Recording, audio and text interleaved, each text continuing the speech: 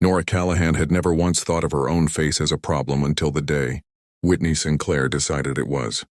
She was 24, quiet by nature, and had worked at the Ashworth estate for just over a year.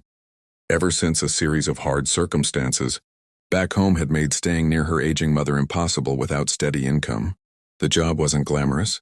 Long hours, aching feet, the particular exhaustion of being on her feet from before sunrise until well after the last guest had left, whatever event the house was hosting that week.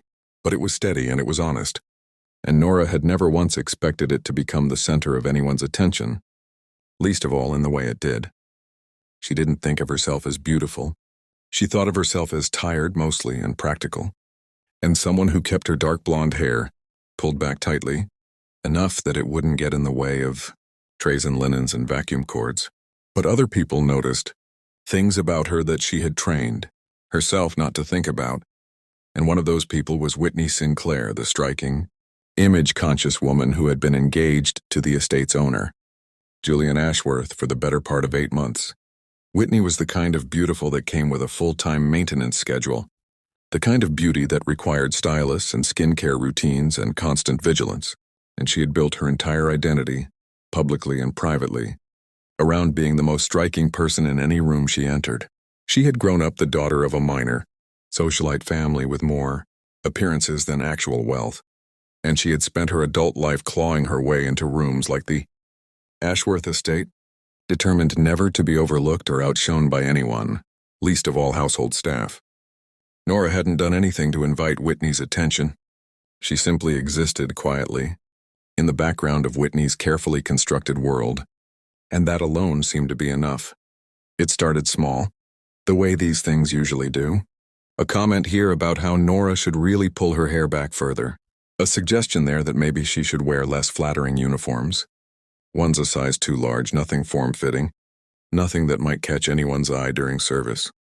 Nora complied with all of it without complaint, because complaining wasn't something people in her position could afford to do, and because for a long time she genuinely believed these were simply preferences, the ordinary particularities of a demanding employer's fiancée.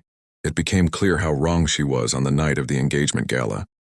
The event had been planned for months, an enormous celebration meant to formally announce Julian and Whitney's engagement to nearly 300 guests, business partners, socialites, family friends, all gathered beneath the estate's grand chandeliers, in an atmosphere thick with champagne and expectation. The household staff had been preparing for weeks, and Nora had been assigned, as she often was, to work the main reception hall, moving quietly among the guests with trays of hors d'oeuvre, refilling glasses, doing the countless invisible tasks that made an evening like this appear effortless.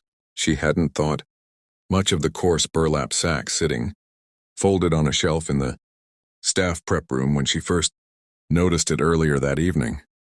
It wasn't until Whitney appeared in the doorway, already dressed in her deep navy gown, jewelry catching the light, expression tight with something Nora hadn't yet learned to recognize, that she understood the sack had been placed there specifically for her.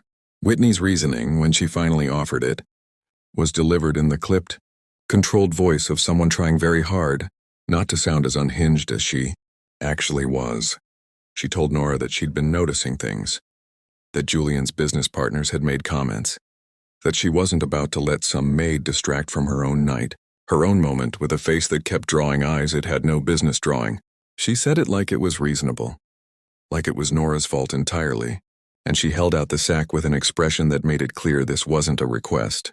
Nora stood frozen for a long moment, humiliation crawling hot up the back of her neck, understanding with sudden sick clarity what was actually happening. This wasn't about uniforms or hair or professionalism. This had never been about any of that. It was about a woman so consumed by insecurity that she couldn't stand the idea of anyone, even a member of the household staff, going quietly about her work, existing in the same room as her without diminishing her somehow. She thought about refusing. She thought about walking out entirely, finding another job, another life, anything rather than standing there while a grown woman asked her to hide her own face like something shameful.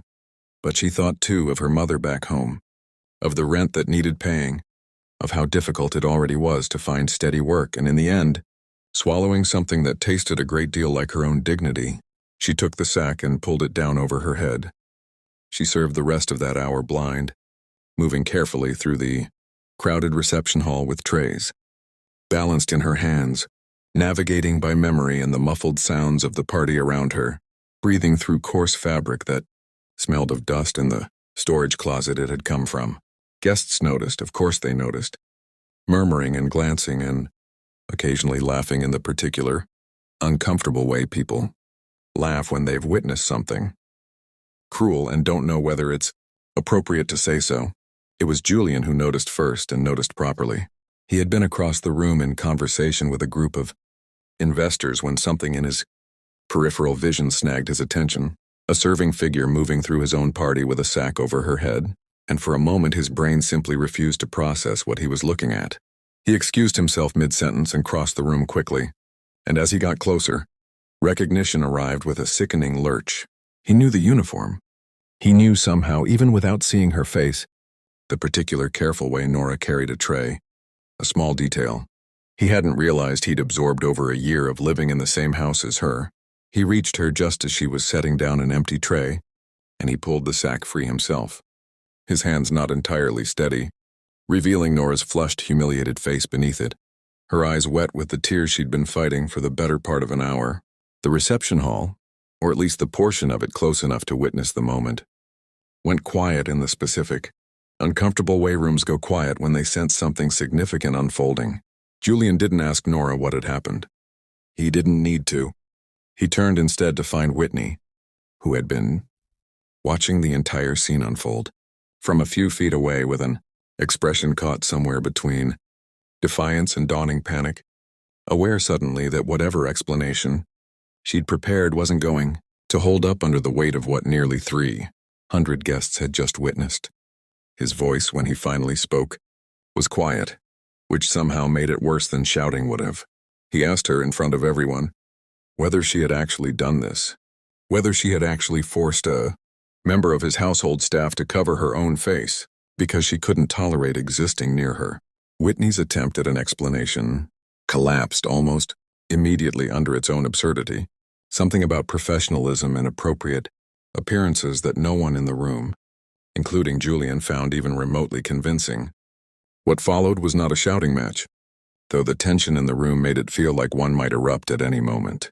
Julian simply told Whitney, calmly and with a finality that left no room for negotiation, that whatever they had built together over the past 8 months was over, that he couldn't imagine spending the rest of his life with someone capable of the cruelty he'd just witnessed, and that he needed her to leave tonight, before he said something he'd regret in front of their combined 300 guests.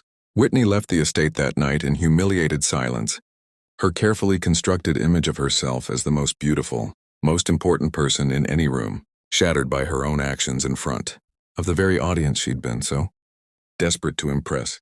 She never returned, and within weeks, word of what had happened at the gala had spread through enough circles that the damage to her social standing far outlasted whatever satisfaction she might have briefly felt in forcing Nora to hide.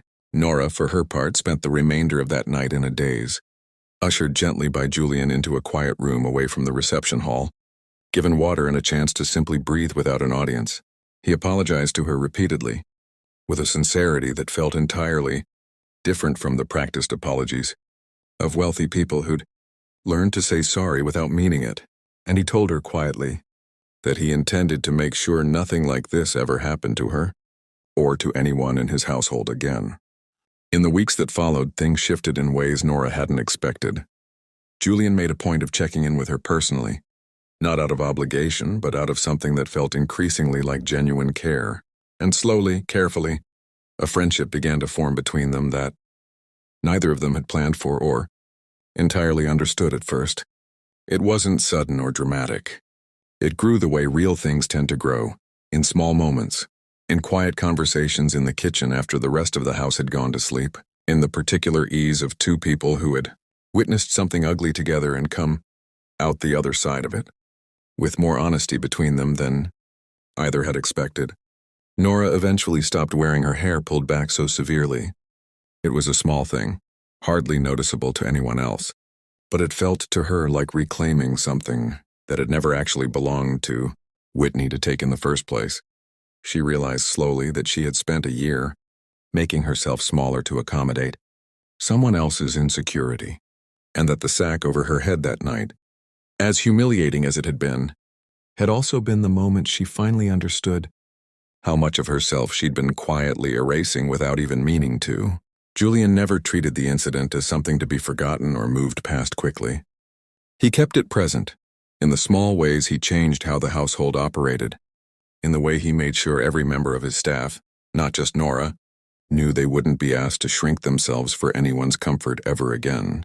And Nora, watching him rebuild something in his own life alongside her, found herself for the first time in a very long time, allowing herself to imagine a future that didn't require her to disappear in order to survive it. She kept working at the estate, though the work itself began to matter less to her than the growing sense that she had finally found a place where her face, her presence, her simple existence in a room didn't need to be apologized for or hidden away. Some nights, passing the staff prep room where the Burlap Sack had once sat waiting for her, she felt a small private satisfaction in knowing it had been thrown away weeks ago, along with whatever fragile version of herself had once believed she deserved to wear it.